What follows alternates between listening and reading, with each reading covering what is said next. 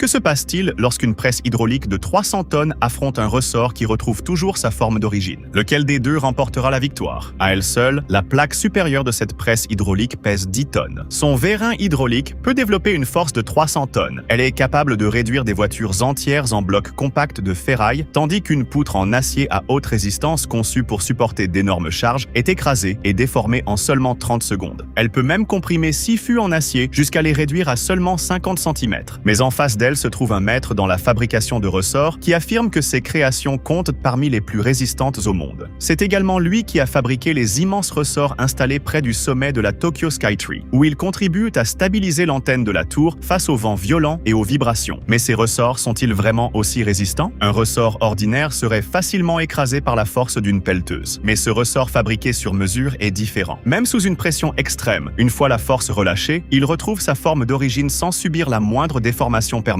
Pour défier la presse hydraulique de 300 tonnes, l'artisan fabrique un ressort encore plus grand. Pesant 500 kg, cet énorme ressort est fabriqué à partir d'un acier spécial pour ressort. Les ouvriers commencent par chauffer une barre de 85 mm de diamètre. Ils l'enroulent ensuite pour lui donner sa forme. Le ressort est ensuite soumis à un traitement thermique dans un four à 900 degrés Celsius pendant 2 heures, avant le refroidissement final. Grâce aux années d'expérience de l'artisan, le ressort ultime est enfin prêt. Il est maintenant temps de mettre sa résistance à l'épreuve. 2 bulldozers poussent le ressort de chaque côté avec une force énorme. Mais dès qu'ils cessent d'exercer leur pression, le ressort retrouve rapidement sa forme d'origine. Le véritable affrontement peut maintenant commencer. Les règles sont simples. Si le ressort se casse, reste déformé de façon permanente ou devient ne serait-ce qu'un millimètre plus court, la presse hydraulique l'emporte. En revanche, s'il retrouve sa hauteur d'origine, la victoire revient au ressort. Lorsque l'énorme ressort est amené sur le site de l'essai, l'opérateur de la presse hydraulique ne peut cacher sa surprise. C'est vraiment un ressort? Avant de commencer, des géomètres professionnels effectuent des mesures précises du ressort. Sa hauteur est de 98,5 cm.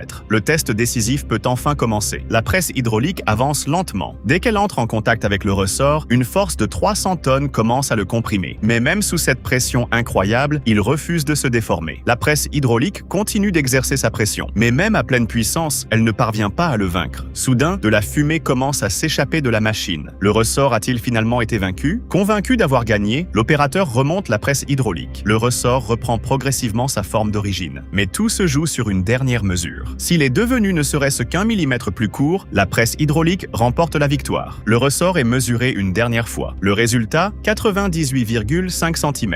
Exactement la même hauteur qu'au départ. Le ressort remporte cet affrontement décisif.